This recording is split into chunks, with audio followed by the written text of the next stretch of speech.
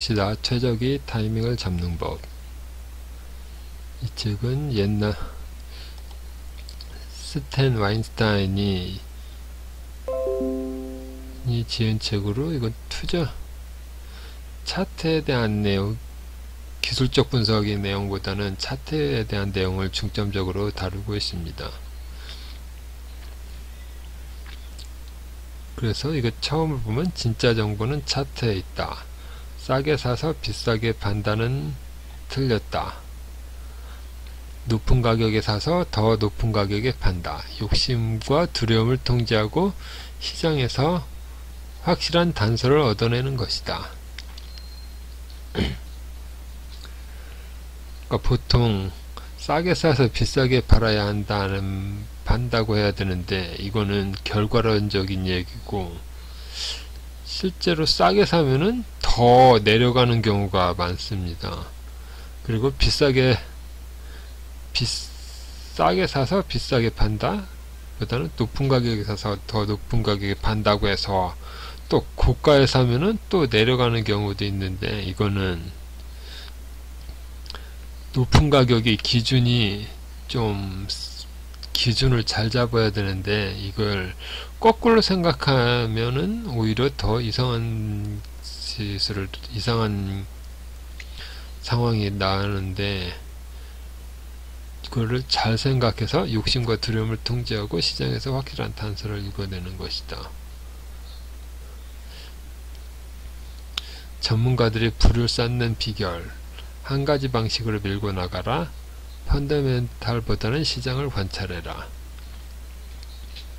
여기서도 마찬가지로 시장을 관찰하라는 거는 기술적 분석에 대한 내용이 주를 이루고 있고, 기본적 분석은 필요하긴 하지만 이게 꼭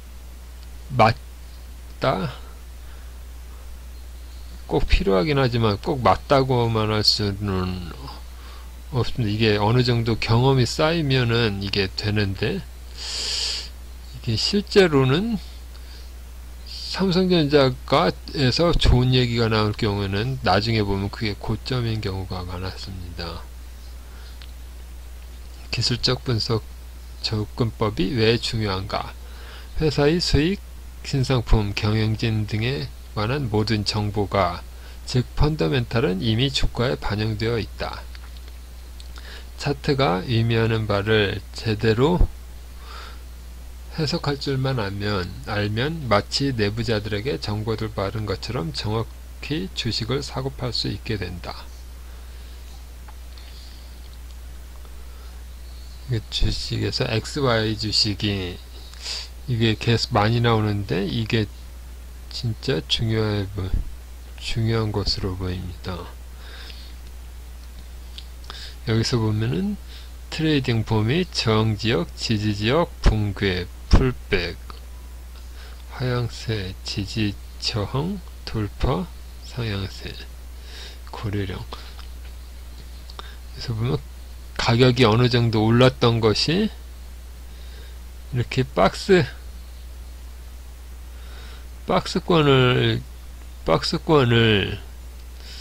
이루게 되면 여기 어느 정도 많이 올라왔다는 뜻이 되는데, 여기서 붕괴, 박스권을 이탈하면은 이제 잠깐 반등이 나오다가 계속 빠지게 되고, 반대로 어느 정도 빠진 게 저점 쌍바닥을 찍으면은, 쌍바닥을 찍었다가 앞에 고점을 돌파하는 것이 나오면 다시 상승 추세로 생각할 수 있습니다.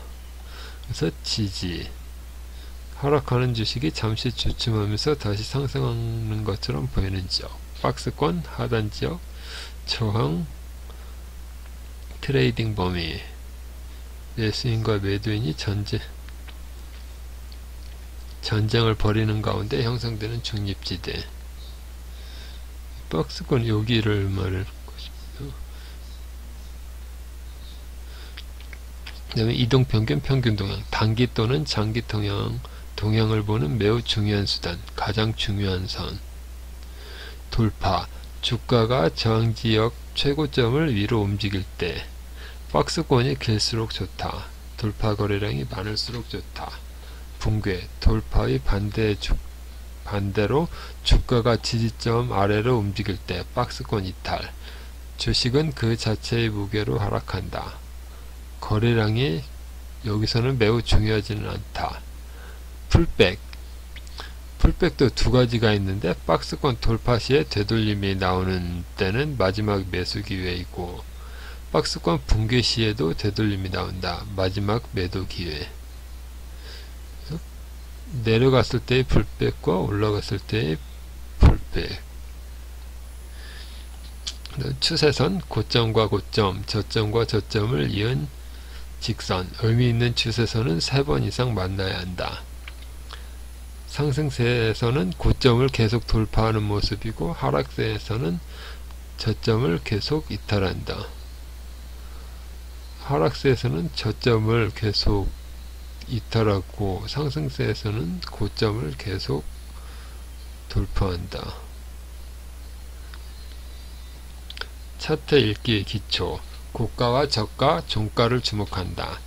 거래량을 주목한다. 상승할 때 늘어났고 하락할 때 감소하는 것이 바람직한 상태이다. 30주간의 이동평균선을 주목한다. 장기 정보 차트를 본다. RS선을 확인한다. 여기서 또 아까의 그림과 비슷한 모양인데 저점에서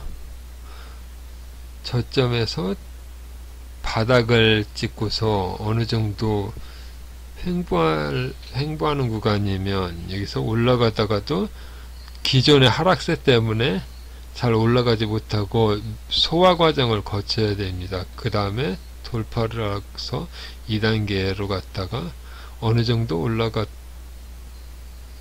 올라가는 중에는 30주 선이 계속 올라갔고 이제 어느 정도 많이 올라가서 다시 고점 횡보가 지나가면 30주 선과 주가가 이격이 줄어들었다가 다시 이탈하면은 다시 하락이 시작됩니다.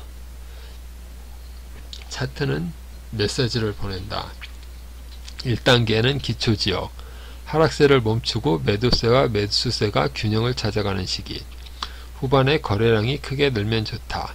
바닥 시기가 오래 이어진다고 무조건 사거나 팔아서는 안 된다.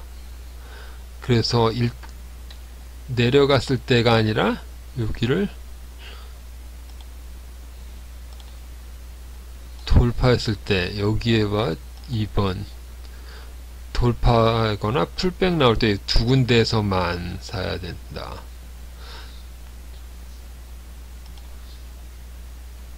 그리고 2단계 상승 국면. 주식이 30주간 MA와 추세선을 돌파하면서 시작된다. 돌파할 때와 풀백할 때가 매수 적기다. 후반으로 갈수록 등락이 심해진다. 똑같이 올라가서 등락이 3. 최정상지역. 상승세가 끝나고 매수세와 매도세가 균형을 이루는 시기. 거래량이 늘고 주가 변동이 심하다. 트레이더는 전부를, 투자가는 절반을 팔아라. 4단계 쇠퇴국면. 등락을 거듭하던 주가가 지지지역 최저점 아래로 떨어진다. 박스권 붕괴. 아무리 좋은 우량주라도 사거나 보유해서는 안된다. 하락세가 이어지면 30주간 MA도 하락한다. 여기서 이탈하는 경우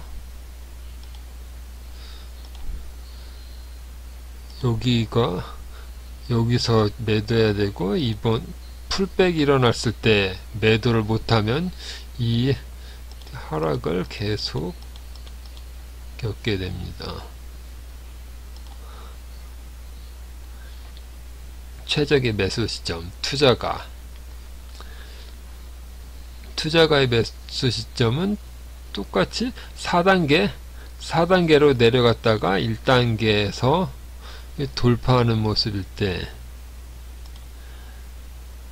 여기서 매수하고 여기 그러니까 돌파할 때와 풀백할 때 두 번의 매수 기회가 있습니다. 그래서 상승을 하면은 적당히 수익을 실어내면 되고, 트레이더의 매수 시점은 이게 1단계에서 2단계로 가다가 횡보가 있다가 다시 돌파할 때,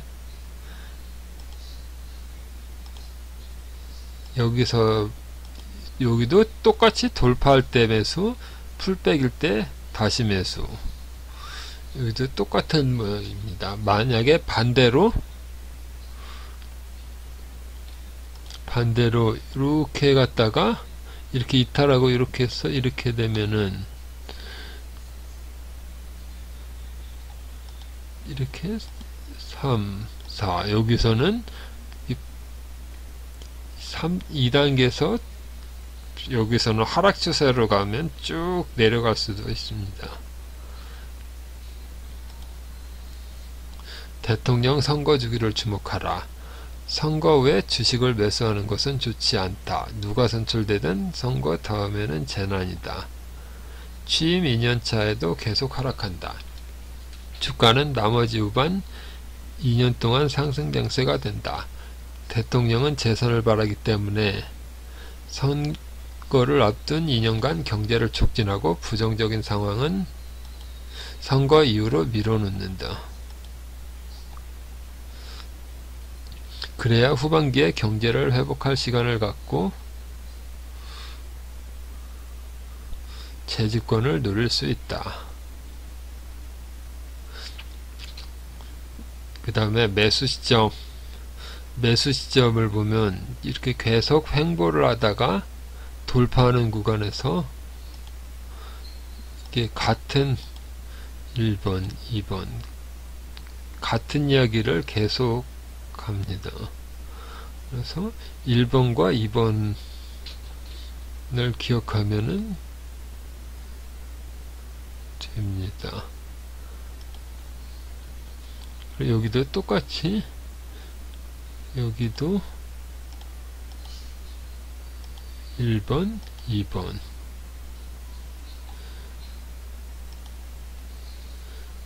여기도 1번, 2번 여기서 요거는 국내 주식에는 없는데 이게 테마주라고 치면은 이게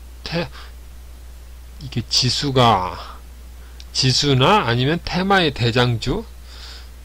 대장주가 올라갈 때 올라간다면 여기서도 올라가는 거를 보면 됩니다. 만약에 여기서 이게 2차전지라면은 여기가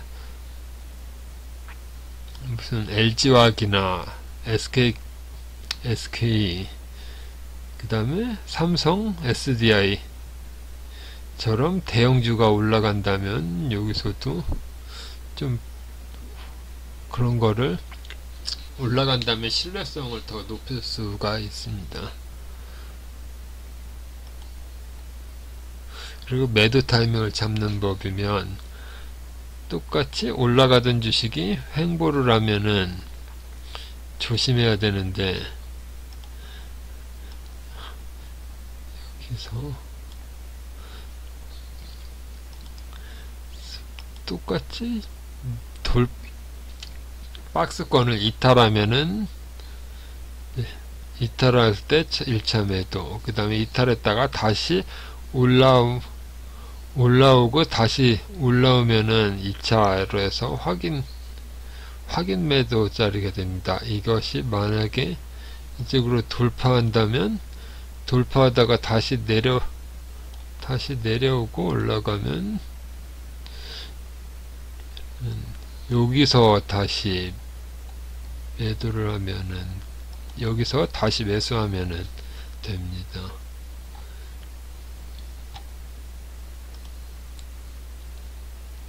매도의 발원칙. 세금 때문에 매도를 주저하면 안된다. 수익을 낸 주식이라도 계속 갖고 있으면 안된다. PR이 낮은 주식이 언제나 좋은 것은 아니다. PR이 높다고 서둘러 팔면 안된다. 하락세에서 주식을 더 사들이지 마라. 물타기 하지 마라. 시장이 상승세라고 팔지 않고 계속 갖고만 있으면 안된다. 다음 상승 때까지 기다리면 너무 늦다. 좋은 주식이라고 무조건 갖고 있는 것이 능사가 아니다. 대충 책의 내용을 살펴봤습니다. 이상입니다.